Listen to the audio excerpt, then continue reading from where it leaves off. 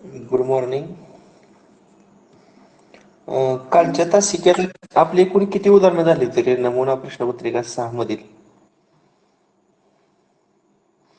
मला वाटते 15 पूर्ण झालती ना रे? 16. 15 का 16 झालती? 16व्याला लागलोय सर आपण.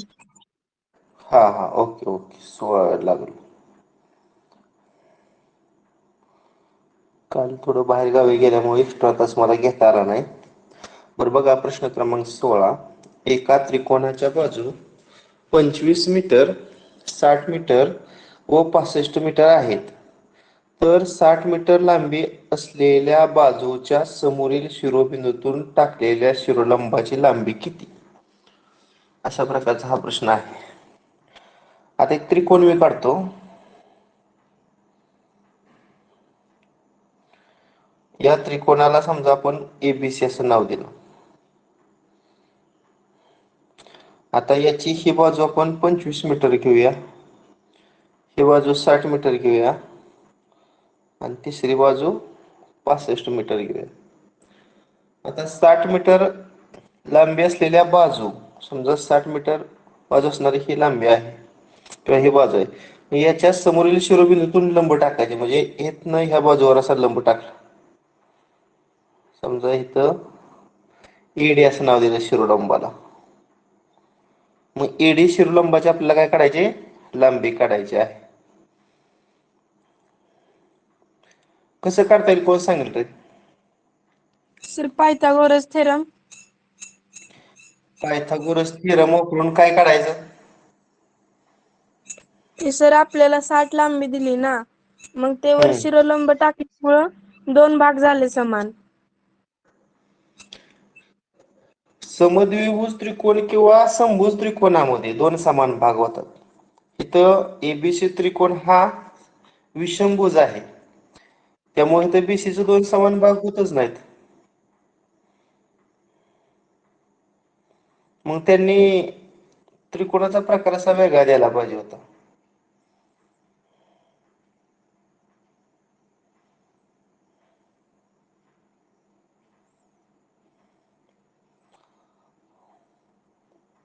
तुम्ही म्हणताय असं समान जर भाग केलं, तसं येतच नाही, आपण बघूया. हे समजा 30 केलं, हे 30 केलं. एडीबी या त्रिकोणात जर पायथागोरसचा सिद्धांत वापरला तर काय येणार? एडी वर्ग बरोबर, पण कसं होईल रे? या ठिकाणी कर्ण लहान होतोय काटकोन करणाऱ्या बाजूपेक्षा, त्यामुळे 30-30 हे इम्पॉसिबल आहे, नाही येणार 30-30. एक मिनिट, व्हाईट बोर्डला घेतो हेच उदाहरण.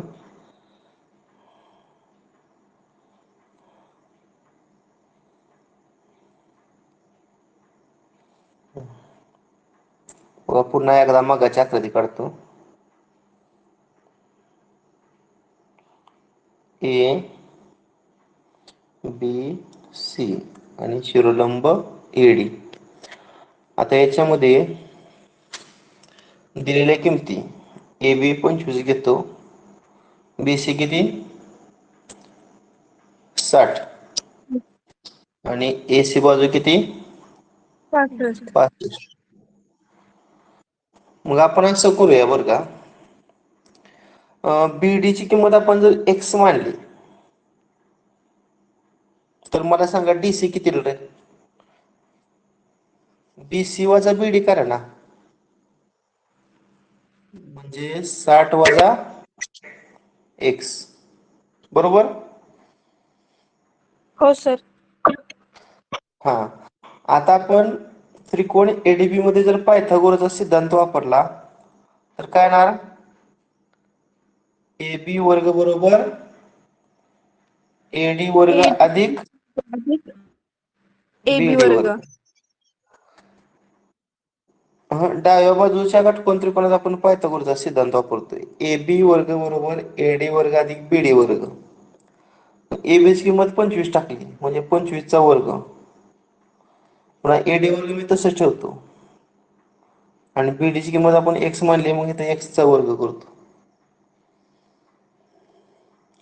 आता 25चा वर्ग 625 आणि उजवीकडचा x वर्ग डावीकडे वजा होणार आणि त्या बाजूला फक्त काय राहतंय AD वर्ग राहतंय. ह्याला आपण इक्वेशन नंबर 1 म्हटलं समजा.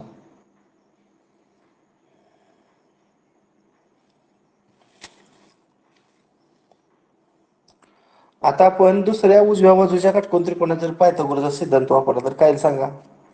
त्यात कर्ण AC आहे. मग AC AC वर्ग बरोबर वर्ग AD वर्ग AD प्लस हा DC चा वर्ग. DC AC ची किंमत 65 टाकतो. मग 65चा वर्ग बरोबर AD वर्ग अधिक DC ची किंमत आपण काय घेतली 60 वजा 60 x. वजा x. मग 65चा वर्ग बघा 5 चा वर्ग 25 आणि 6 सत्ता 42 4225 उजवी बाजू AD वर्ग. सांगा आता 60 वजा x वर्ग विस्तार करताना a वजा b वर्ग बरोबर a वर्ग वजा 2ab अधिक b वर्ग हे विस्तार सूत्र वापरायचं. मग a वर्ग म्हणजे पहिल्या पदाचा वर्ग 60चा वर्ग 3600 वजा 2 पदाच्या गुणाकाराचे दुप्पट 60 दूनी 120 आणि चल x 120x आणि अधिक दुसऱ्या पदाचा वर्ग म्हणजे x चा x वर्ग. वर्ग. आता उजव्या साईडला AD वर्ग ठेवू कारण पहिल्या समीकरणात उजव्या बाजूला फक्त आपण AD वर्ग ठेवलाय. इथं पण उजव्या साईडला फक्त AD वर्ग ठेवू बाकी सगळं डावीकडे घेऊया. मग आता पहिला आहे 4225 3600 डावीकडे आल्यावर वजा 36 त्यानंतर वजा 120 x इकडे आल्यावर अधिक 120x अधिक 120x आणि अधिक x वर्ग आल्यावर वजा x वर्ग. वजा x वर्ग. मग 4000 उजवी बाजू काय राहिली मग फक्त AD वर्ग. आता 4225 मधून 3600 वजा करा किती येत आहे 625 625 प्लस 120x वजा x वर्ग उजवी बाजू AD वर्ग. आता 1 आणि 2 ची बघा 1 ची उजवी बाजू AD वर्ग आहे आणि 2 ची उजवी बाजू सुद्धा AD वर्ग आहे. पण फ्रॉम 1 and 2 उजवी बाजू समान म्हणून डावी बाजू समान ना. मग याची डावी बाजू आहे 625 वजा x वर्ग आणि 2 ची डावी बाजू आहे 625 अधिक 120x वजा x वर्ग. पण इथं असा प्रॉब्लेम येतोय 625 ला 625 जातंय वजा x वर्गाला वजा x वर्ग जातंय आणि 0 बरोबर 120x हे मग इथं गणित माझं थांबतंय. त्यामुळं मग ह्या मेथडनं सुटतच नाही उदाहरण हे. मग दुसरी आहे का तुमच्याकडे कोणती मेथड किंवा पर्यायावरण वगैरे उत्तर काढता येते का आपल्याला याचं. मला वाटतं हे उदाहरण त्यांचं देताना चुकलेलं आहे त्यामुळे आपण हे ड्रॉपच करूया. चला नेक्स्ट घेऊया.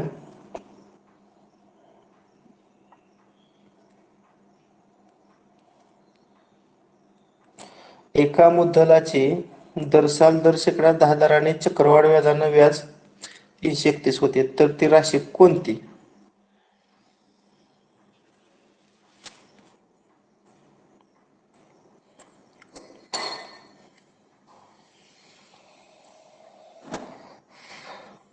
म्हणजे मुद्दल तुम्हाला काढायची आहे व्याजाचा दर दिलाय.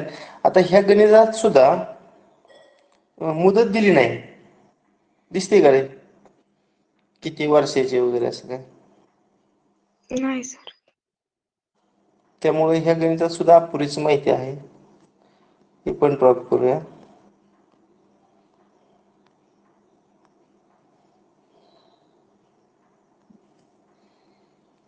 हे पहा 33 सेमी लांबी व 16 सेमी रुंदीचा एक आयताकार कागद रुंदीच्या दिशेनं गुंडाळून एक वृत्तचिती बनवली तर त्या वृत्तचितीचं घनफळ किती? आता हा आयत आहे, आयताकृती कागद आहे. याची लांबी आहे 33 सेमी आणि रुंदी आहे 16 सेमी. आणि तो आयताकृती कागद रुंदीच्या दिशेनं गुंडाळला. मग रुंदीच्या दिशेनं गुंडाळल्यामुळे एक वृत्तचिती तयार झालेली आहे. इथे एक वृत्तचिती तयार करतो. अशी एक वृत्तचिती तयार झाली. आता मला सांगा, रुंदीच्या दिशेनं गुंडाळल्यामुळं रुंदी हीच काय झाली त्या वृत्तचितीची, सांगा बघू. उंची, लांबी, उंची, उंची, उंची बघा की असा रुंदीच्या दिशेने गुंडाळला. त्या आयतापासून जर तुम्ही वृत्तचिती तयार केली तर रुंदी ही त्या वृत्तचितीची उंची तयार होते. आणि लांबी हा काय म्हणतोय रे? ही खालची सीमा बघा, लांबी असं बनते, लांबीपासून हे बनते. याला काय म्हणायचं? वर्तुळाचा परिघ, सर्कम्फेरन्स, म्हणजे C33. आयताची लांबी म्हणजे त्या वृत्तचितीच्या तळाचा परिघ होते आणि वृत्तचितीच्या तळ हा वर्तुळाकार आहे, म्हणजे वर्तुळाचा परिघ, म्हणजे C बरोबर 33 आहे. आता वृत्तचितीचं घनफळ काढण्यासाठी अगोदर आपल्याला त्रिज्या काढली पाहिजे. तर सर्कम्फेरन्सचं सूत्र काय सांगा?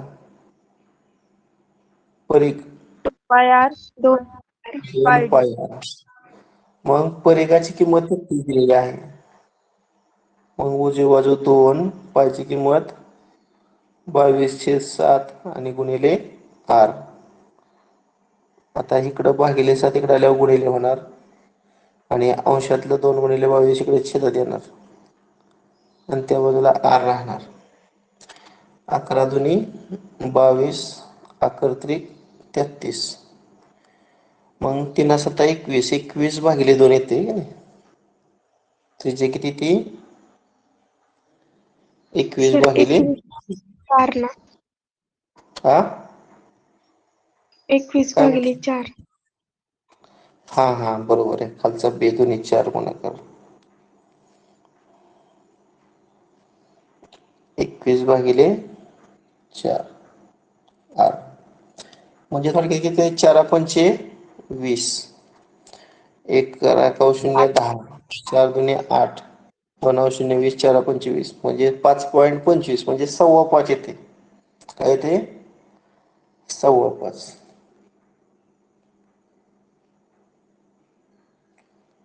आता सांगा, आपल्याला काढायचे वृत्तचित्राचं घनफळ, व्हॉल्यूम ऑफ सिलेंडर. काय सूत्र रे? पाय आर वर्ग एच. बरोबर, पाय आर वर्ग एच. मग पायची किंमत 22/7. आर ची किंमत आता 5.25 टाकण्यापेक्षा ही टाकतो, अपूर्णांकातली 21/4. 21/4. वर्ग असल्यामुळे किती वेळा गुणाकार? 2 2दा. वेळा. 2. आणि उंची किती होती मगाशी? 16. उंची म्हणजेच त्या आयताची लांबी 16.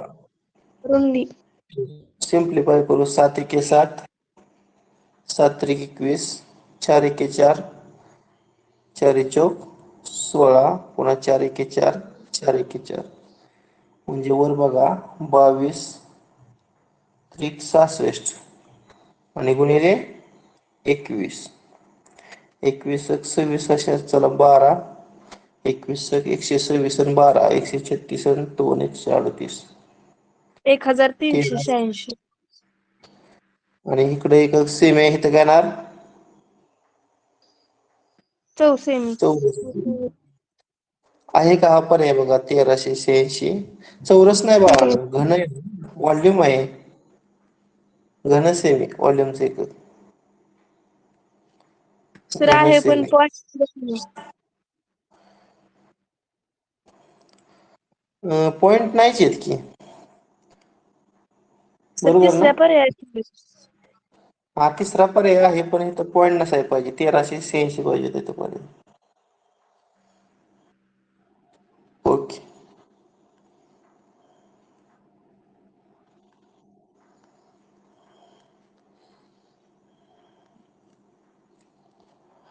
हा बघा, 2 समांतर रेषा आहेत आडव्या, त्यांना छेदणारी आर ही एक छेदिका आहे. आता ए ची किंमत 120 दिली बघा. मला सांगा बी ची किंमत किती येईल रे? 120. कारण हे 120 दोन कसले अँगल्स आहेत हे दोन? विरुद्ध कोण. विरुद्ध कोण, बरोबर. आणि सी ची किंमत किती येईल? 60. 60. बरोबर. का? ते आंतरकोन बी आहेत. आणि आंतरकोन आणि आंतरकोन पूरक असतात. दोन समांतर रेषांना छेदकीने छेदले असता तयार होणारे आंतरकोन पूरक. आंतरकोनाची बेरीज किती? 180. मग बी अधिक सी 180. मग बी 120 तर 180तून 120 वजा केल्यानंतर सी चं माप 60 येईल. ओके. आता सीच बी म्हणजे सी छेद बी विचारले तुम्हाला. त्यामध्ये सी ची किंमत मी 71. टाकतो 60, बी ची टाकतो 71. 120. हा, 60 चे दुप्पट 120. 1/2 म्हणजेच पर्याय एकाच क्रमांक 2. 4. पर्याय क्रमांक 4.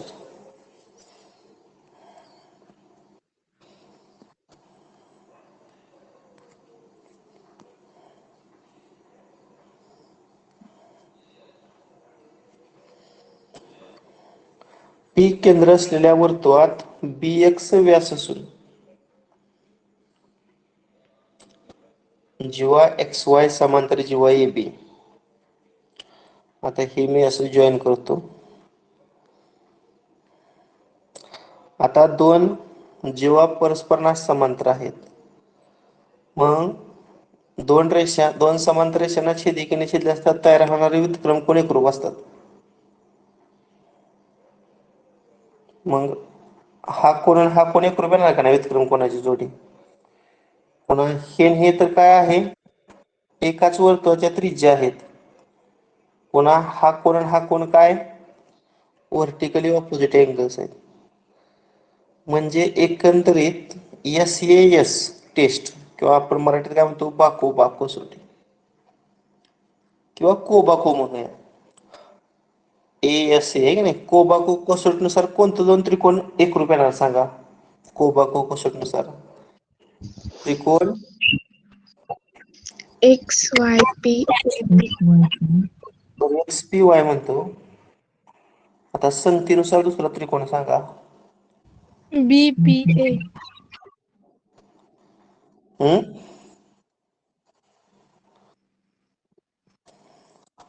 अगोदर कोण, पुन्हा ज्या त्रिज्याला खूण केली ती त्रिज्या आणि पुन्हा तो केंद्रीय कोण असे हे PAB. करायचं.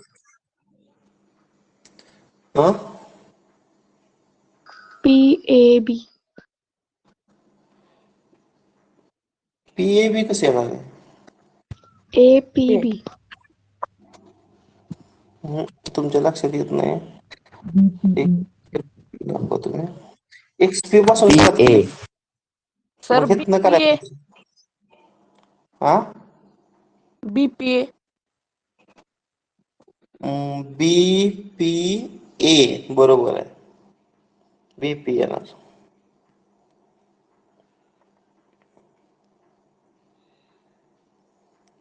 आता ह्या त्रिकोणावरून कोणकोणत्या खालच्या गोष्टी शक्य आहेत सांगा? XY आणि XB समांतर येईल का?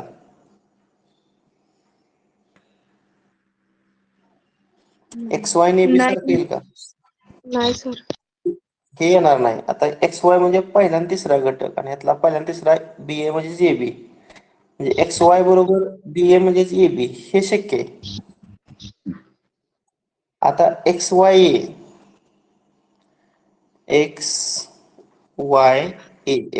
म्हणजेच XYP बरं का? XYP आणि XYP पहिला, तिसरा आणि दुसरा घटक. मग BAP इथं काय दिलंय? अगोदर शेवटची बाजू बघूया. XA हे वरचं दाखवलंय आणि YB. इथं प्रश्न काय आहे? प्रश्नच मला वाटतं अपुरा दिलाय. म्हणजे काय त्यांनी सत्य असत्य असं काय दिलं नाही. म्हणजे असं असणार बरं का, तर खालीलपैकी सत्य विधान कोणते? आता सत्य विधान आपलं एकच आलं. कुठलं आलं रे? पर्याय क्रमांक 2. 2. पर्याय क्रमांक 2. मग बाकीच्याकडे जास्त लक्षच देऊ नका. पर्याय क्रमांक 2 घेऊन टाका.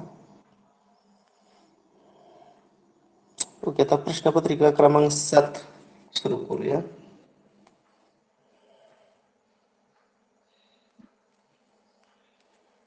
एका चौरसाचे क्षेत्रफळ 160 चौरस सेमी आहे, तर त्या चौरसाच्या प्रत्येक बाजूची लांबी टिंबटिंब असते.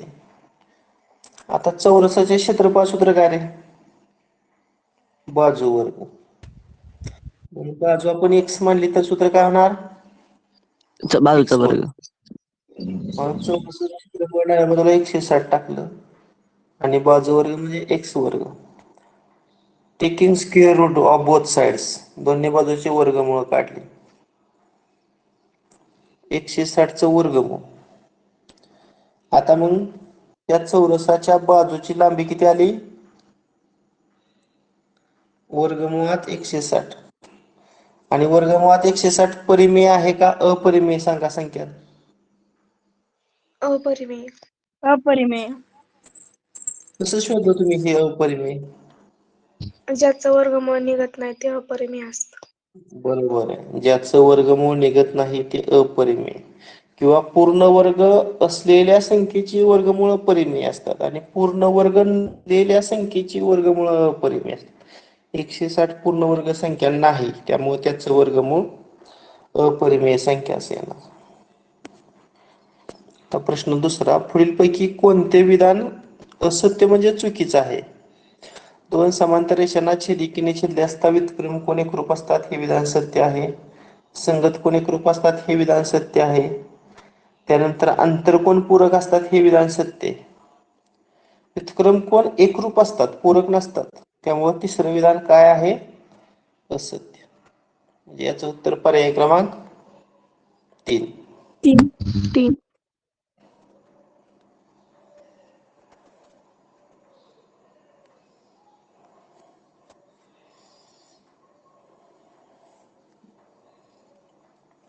एका संख्येचा घन हा त्या संख्येच्या 25 पट आहे, तर ती संख्या कोणती असेल? आता हे पर्यावरण शोधायचं बरं का. किंवा असं जरी केलं तर सांगते, ती संख्या जरी x मानली, मग x चा घन बरोबर त्या संख्येची 25 पट म्हणजे 25x. मग दोन्ही बाजूला x न जर भागलं तर इकडे x वर्ग राहील आणि इकडे 25 राहील. आणि दोन्ही बाजूचं जर वर्गमूळ काढलं तर x पर्याय चं क्रमांक वर्गमूळ 1. 5. अशा पद्धतीने 5 येते बघा. मग 5 चा घन 125 आणि 25 ची 5 पट 125. पर्याय क्रमांक 1. प्रश्न चौथा, मध्यगा संपात बिंदूमुळं प्रत्येक मध्यगेचं टिंबटिंब या गुणोत्तरात विभाजन होतं. सोपं आहे, बऱ्याच वेळा गुणधर्म झालाय आपला.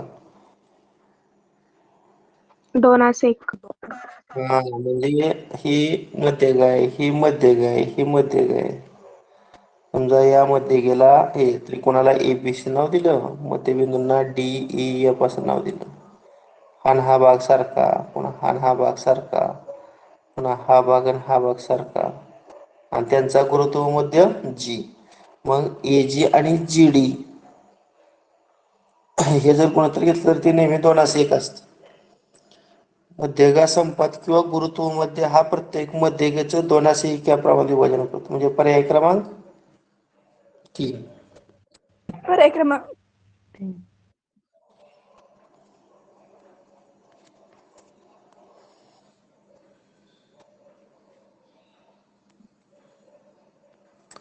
चा वर्ग वजा 34चा वर्ग बरोबर किती सांगा?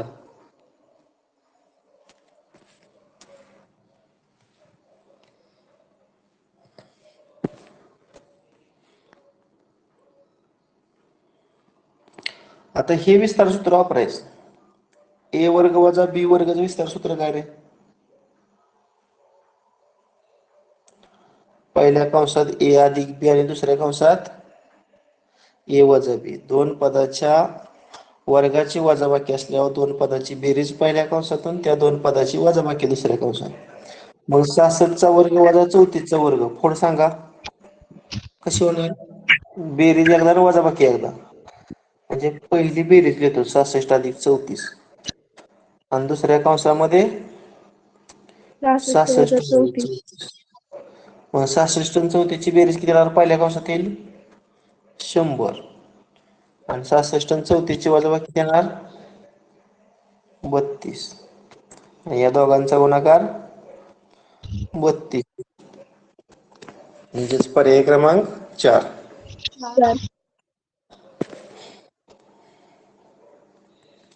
आता या त्रिपदीचा अवयव पाडताना गुणाकार शेवटचं स्थिर पद 3.75 आणि बेरीज मधल्या पदाचा सगुणक -1 इष्ट संख्या शोधा. आता इष्ट संख्या पर्यायात आहेतच. प्रत्येक पर्याय बघा 2.5 आणि 1.5 म्हणजे इथं मी 2.5 गुणिले 1.5 लिहितो. तुम्ही 2.5 आणि 1.5ची जर गुणाकार केला तर 4.25 येतोय बघा. आणि आता 2.5 अधिक 1.5 असं करतो. फक्त इथं महत्वाचं काय आहे? चिन्ह. आता गुणाकार ऋण आहे म्हणजे एकाला धन आणि एकाला ऋण दिलं पाहिजे. आणि बेरजेचं चिन्ह ऋण असल्यामुळं मोठ्या संख्येला ऋण द्यायचं नाही. म्हणजे 2.5 ला ऋण दिलं आणि 1.5 ला धन दिलं. इथं 2.5 ला ऋण दिलं, 1.5 ला धन दिलं. या दोघांची इथं बेरीज आली. -2.5 एका कंसात आणि अधिक 1.5 एका कंसात. म्हणजे इष्ट संख्या काय आल्या? -2.5. दुसरी इष्ट अधिक संख्या 1.5. अधिक 1.5. मग सरळ काय करायचं? या इष्ट संख्येच्या आधी x लिहून ह्याला कंस करायचा आणि या 1.5च्या अगोदर x लिहून ह्याला एक दुसरा कंस करायचा. म्हणजे x - 2.5 आणि x अधिक 1.5 म्हणजे पर्याय क्रमांक कुठले ते उत्तराचं 2. पर्याय क्रमांक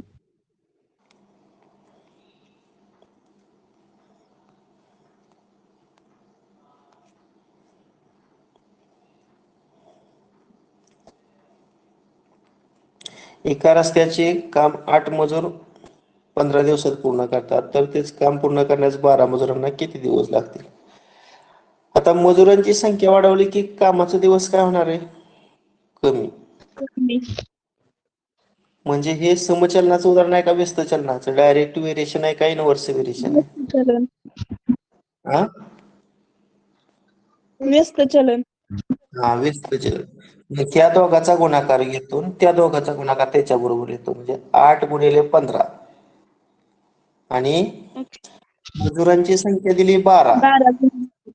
आणि दिवस किती लागतील? दिवसांना आपण x मानूया. मग 15 × 120 बरोबर 12x. तिकडचं 12 इकडे भागिले तर 10. 12 10 120. 10 म्हणजे पर्याय क्रमांक 4. पर्याय क्रमांक 4.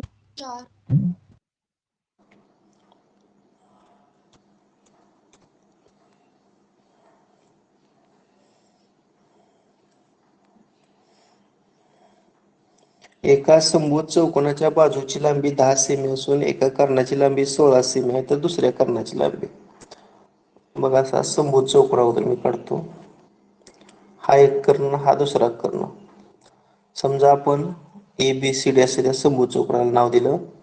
कर्णाचा O हा छेदनबिंदू. समभुज चौकोनाचे कर्ण परस्परांना काटकोनात दुभागतात. म्हणजे इथं काटकोन हा भाग सारखा आणि हा भाग सारखा.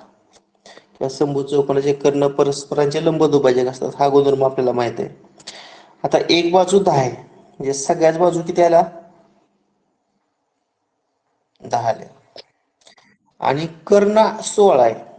मग मला सांगा, समजा BD जर 16 असेल तर BO किती असणार आहे? त्याच्या निम्म 8. बरोबर का? कर्ण दुभागतात. आता AOB हा काटकोन त्रिकोण तयार झाला. AOB हा काय झाला? काटकोन त्रिकोण. मग आपण जर पायथागोरसचा सिद्धांत वापरला तर AO किती येईल रे? 3 4 5 हे त्रिकूट माहिती आहे ना पायथागोरसचं? हो सर. त्याची दुप्पट केली तर 3 दुनी 6, 4 दुनी 8 आणि 5 दुनी 10. हे सुद्धा पायथागोरसचं दुसरं त्रिकूट आहे. म्हणजे काटकोन करणाऱ्या बाजू 6, 8 अशा असतील तर कर्ण 10 येणार. मग AOB बघा ना, कर्ण 10 आहे. काटकोन करणारी एक बाजू 8 आहे. म्हणजे काटकोन करणारी दुसरी बाजू किती येणार? 6. 12. AO किती येणार? 6. आता आपण AC काढायची. AC काय येणार? जेवढं AO तेवढंच OC. पण 6 अधिक 6 12 सेमी बरोबर. म्हणजे दुसऱ्या कर्णाची लांबी 12 सेमी, म्हणजे पर्याय क्रमांक 3. 3.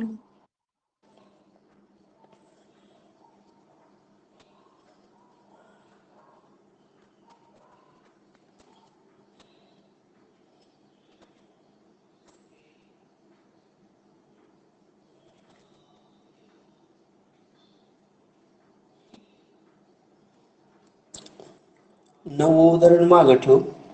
10 बघा.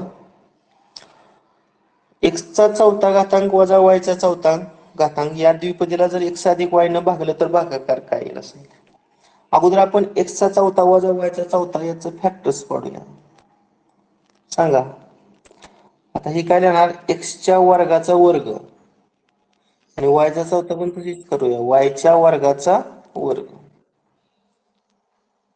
आता तुम्हाला माहित आहे a वर्ग वजा b वर्ग बरोबर a अधिक b a वजा b. मग x वर्ग अधिक y वर्गाची बेरीज एका कंसात लिहितो आणि x वर्ग वजा y वर्ग दुसऱ्या कंसात लिहितो.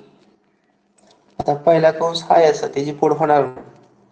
दुसऱ्या कंसाची फोड काय होणार आहे, बेरीज एकदा आणि वजाबाकी एकदा, म्हणजे x प्लस y आणि दुसऱ्या कंसात x वजा y. हे झालं या द्विपदीचा अवयव. हे समजलं का? हो सर. हो सर. आणि या द्विपदीला जर x अधिक y ने भागलं, इथंच मी बघतो लगेच x अधिक y ने बघतो. मग या कंसाला हा कंस गेला, राहिले काय, x वर्ग अधिक y वर्ग कंस आणि x वजा y चा दुसरा कंस आहे. पर्याय आहे असा. पर्याय 3. पर्याय 3. क्रमांक 3.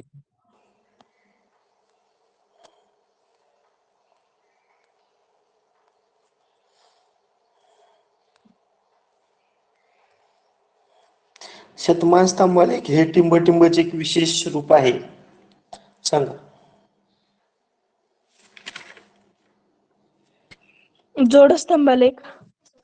नाही, विभाजित विभाजित स्तंभालेख. स्तंभालेख आहे नाही. शतमान स्तंभालेखामध्ये सुद्धा 2 भाग केले जातात आणि विभाजित स्तंभालेखामध्ये एकाच आयताचे 2 भाग केले जातात. जोड स्तंभालेखामध्ये 2 आयत वेगळे असतात. त्यामुळे शतमान स्तंभालेख म्हणजे एक प्रकारचा तो विभाजित स्तंभालेख आहे. ओके. 12 पहा. एक चल समीकरण सोडवायचं आहे आणि y आपल्याला किंमत काढायची. तिरकस गुणाकार करूया. अगोदर 3 गुणिले y सांगा. 3y. 3y. पुन्हा 7 न y ला गुणा. 7y वजा 4. पुन्हा वजा 4 न 7 ला गुणा. 7 चोक 28. 28. आणि छेदांचा गुणाकार 7 त्रिक 21. आणि ते 21. 21 उजवीकडे झाले, 21 दोन्ही 42. 42. 3y अधिक 7y 10y. आणि 42 अधिक 28 किती, वजा 28 तिकडे गेल्यावर प्लस होणार 70. 70. भागिले 10. 7. मग पर्याय क्रमांक 3. पर्याय क्रमांक 3. ओके.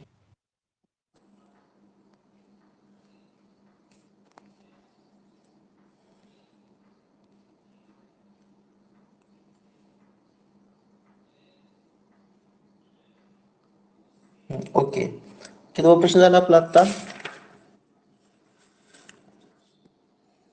10वा. 12. आता बाकीचे मी फोटो काढले नाही, वाचून दाखवतो. 13वा प्रश्न. त्रिकोण एबीसी व त्रिकोण पीक्यूआर मध्ये जर ए आणि पी हे दोन एकरूप कोण आहेत, बीसी आणि क्यूआर या बाजू एकरूप आहेत, तर कोणत्या कसोटीनुसार ते दोन त्रिकोण एकरूप होतील? आता मी काय करतो, पहिल्यांदा या दोन्ही त्रिकोणामध्ये एकही शिरोबिंदू सामायिक नाही, त्यामुळे हे दोन वेगवेगळ्या प्रकारचे त्रिकोण काढतो, एकमेकांपासून वेगळा. पहिल्याचं नाव काय आहे, एबीसी, आणि दुसऱ्याचं नाव आहे पी क्यू आर. आता पहिल्या त्रिकोणाचा एक कोण म्हणजे हा दुसऱ्या त्रिकोणाच्या पी कोणाशी एकरूप आहे. पहिल्या त्रिकोणाची बीसी बाजू आणि दुसऱ्या त्रिकोणाची क्यू आर ही बाजू एकरूप आहे. तर कोणत्या कसोटीनुसार हे दोन त्रिकोण एकरूप होतील? एक गोष्ट लक्षात घ्या की त्रिकोणाच्या एकरूपतेच्या कसोट्या 5 आहेत. बाबा बाकोबा कोबाको बाकोको आणि कर्णभुजा. त्यामुळे पर्यायामध्ये एक को कसोटी आहे, ही एकरूपतेची नाही, त्यामुळे तो ऑप्शन येणार नाही. पहिल्या तीन उबाको पैकी एक ऑप्शन. कोबाको कसं रे? बाकोबा. ए आणि पी हे एकरूप कोण आहेत? बीसी आणि क्यू आर या दोन बाजू एकरूप आहेत. दोन त्रिकोण एकरूप असण्यासाठी संगत बाजूच्या किंवा संगत कोणाच्या 3 जोड्या एकरूप पाहिजेत. पण इथं दोनच दाखवल्यात, एक कोणाची जोडी एकरूप दाखवलेली, एक बाजूची. त्यामुळे त्यांनी मला तर वाटते माहिती अपुरी दिलेली आहे.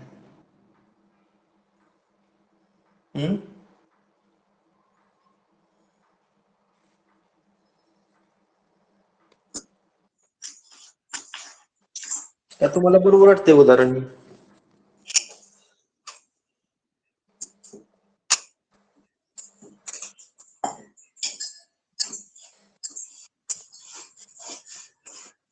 ही माहितीच अपुरी आहे बरं का, तुम्ही ऑब्झर्व केल्यावर लक्षात येईल. त्यामुळे हे पण ड्रॉप करूया.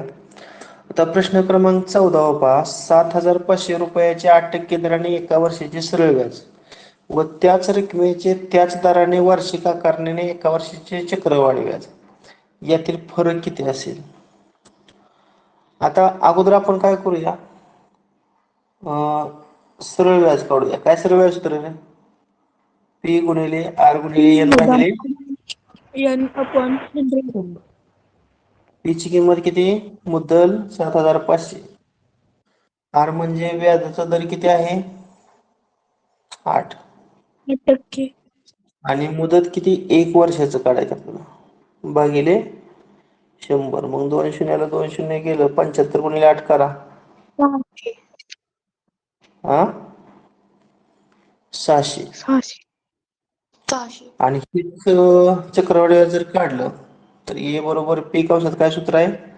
1/1 अधिक आर/100 कंसाचा घातांक एन.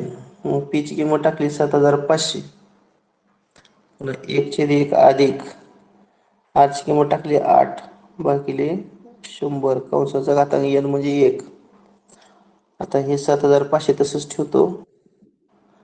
आता इथं 4 दुणे 8, 4 पंचे 20, सॉरी काय झाले तर 4 दुणे 8, 4 पंचे 20. तिरकस गुणाकाराची बेरीज केली. 25 एके 25, 2 एके 2, 25 आणि 2 27. आणि छेदाचा गुणाकार 25. 25 एके 25, 25 त्रिक 75 आणि 2 0. मग आता हे 2 शून्य 27 त्रिक किती? 81. मग कंपाऊंड इंटरेस्टचं सूत्र काय रे? रास वजा मुद्दल. मग 8,100 मधून 7,500 वजा करा, 600. म्हणजे थोडक्यात एका वर्षाचं असल्यामुळे सरळ व्याज आणि चक्रवाढ व्याज सारखं येते, म्हणजे त्या दोघातला फरक 0 येते. बरोबर का? हो सर. पर्याय क्रमांक 2. 14चं उत्तर काय आहे? पर्याय क्रमांक 2. म्हणजे तुमच्या लक्षात आलं, एका वर्षाचं सरळ व्याज आणि चक्रवाढ व्याज काढायचं असेल तर त्याच्यातला फरक हा 0 येणार.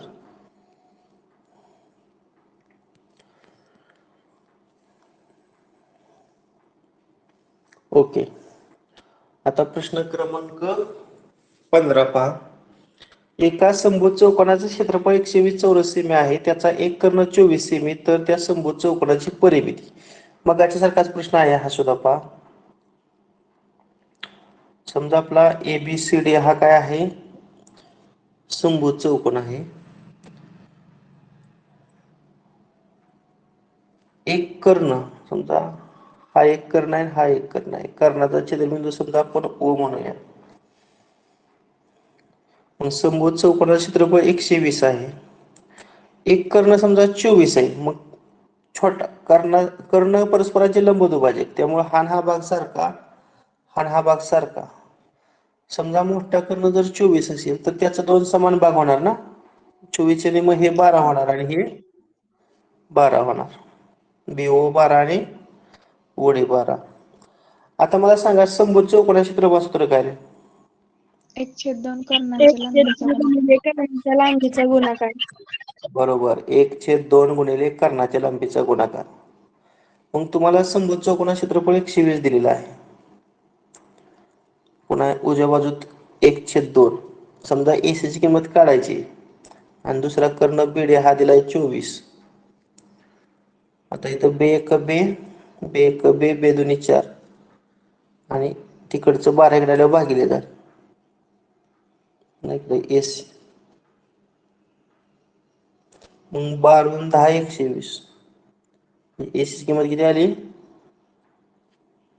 10. 10.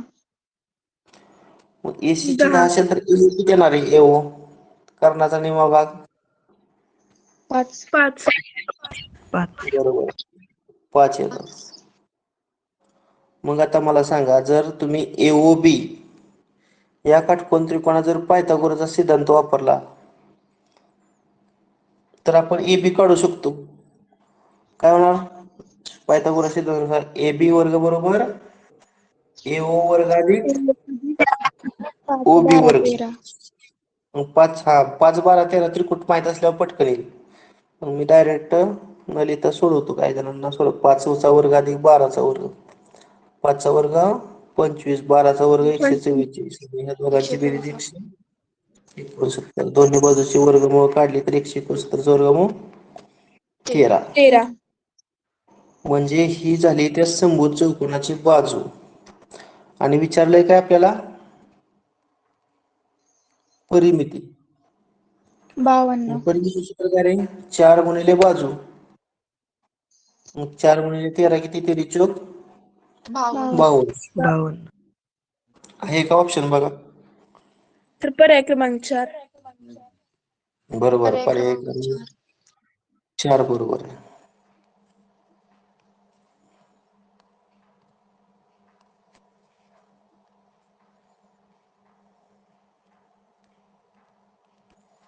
ओके, आता 16वा प्रश्न पहा.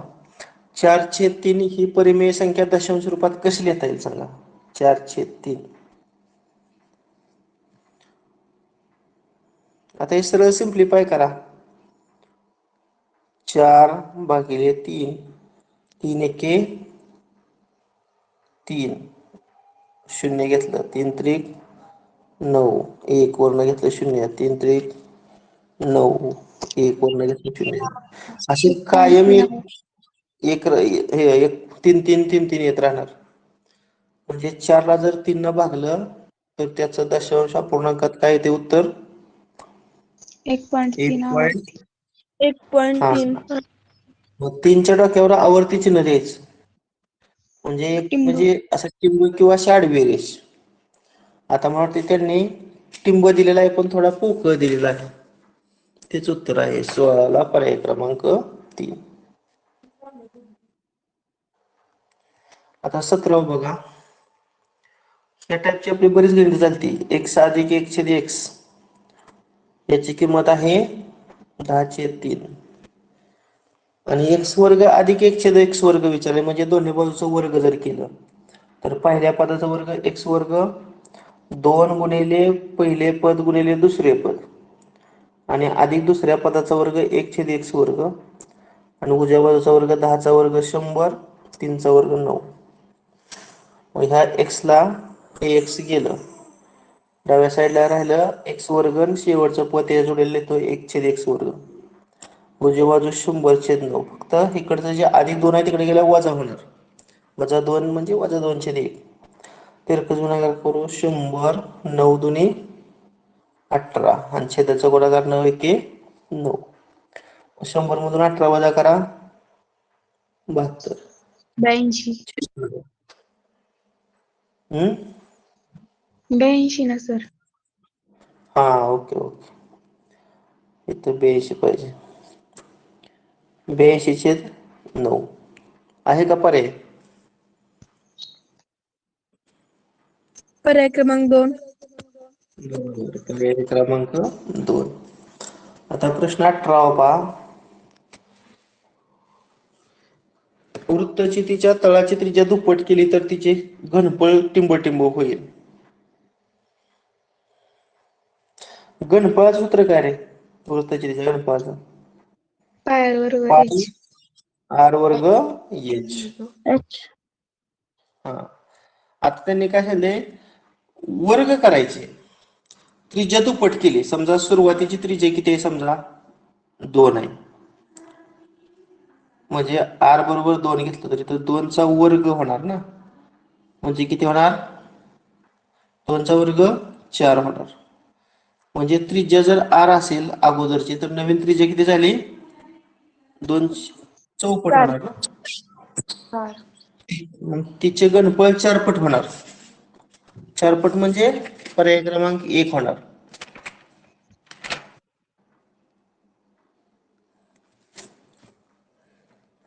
आता 19वा प्रश्न. सोबतच्या आकृतीमध्ये ए बी आणि सी डी, तर आकृतीच काढतो. हे वर्तुळ आहे. वरची ए बी बाजू, खालची सी डी बाजू, आणि मग हे पी आणि हे क्यू. आता ए बी आणि सी डी या समांतर जीव आहेत. त्यात ए बी ची किंमत तुम्हाला 8 दिलेली आहे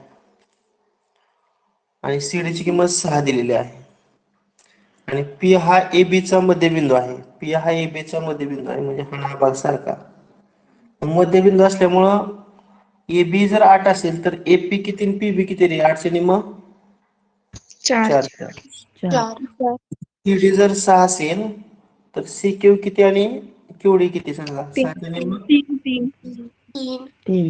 बरोबर 3 3. आणि तुम्हाला विचारलंय पी क्यू किती. आता लक्षात ठेवा, वर्तुळाचा केंद्रबिंदू व जीवेचा मध्यबिंदू यांना जोडणारा रेषाखंड जीवेला लंब असतो. वर्तुळाचा केंद्रबिंदू व जीवेचा मध्यबिंदू यांना जोडणारा रेषाखंड जीवेला लंब असतो. त्यामुळे पी आणि क्यू बिंदूपाशी काटकोन येत आहेत. मग आपल्याला ओ हा केंद्रबिंदू घेतला आणि जर पी क्यू काढायचा असेल तर पी क्यू कसं येणार? पी ओ अधिक व क्यू येणार. मग मला सांगा, पी आपल्याला पी क्यू विचारलेला आहे आणि त्रिज्या दिलेली आहे बघा. ही त्रिज्या मी असं काढतो. ओबी किती दिलेली आहे? 5. त्याचप्रमाणे इकडं ओडी सुद्धा 5 दिलेली आहे. आणि तुम्हाला पायथागोरसचा त्रिकोण 3 4 5 माहिती आहे ना. हो. मग पी बी जर 4 असेल, ओबी जर 5 असेल तर ओपी किती येणार? 3 येणार. 3.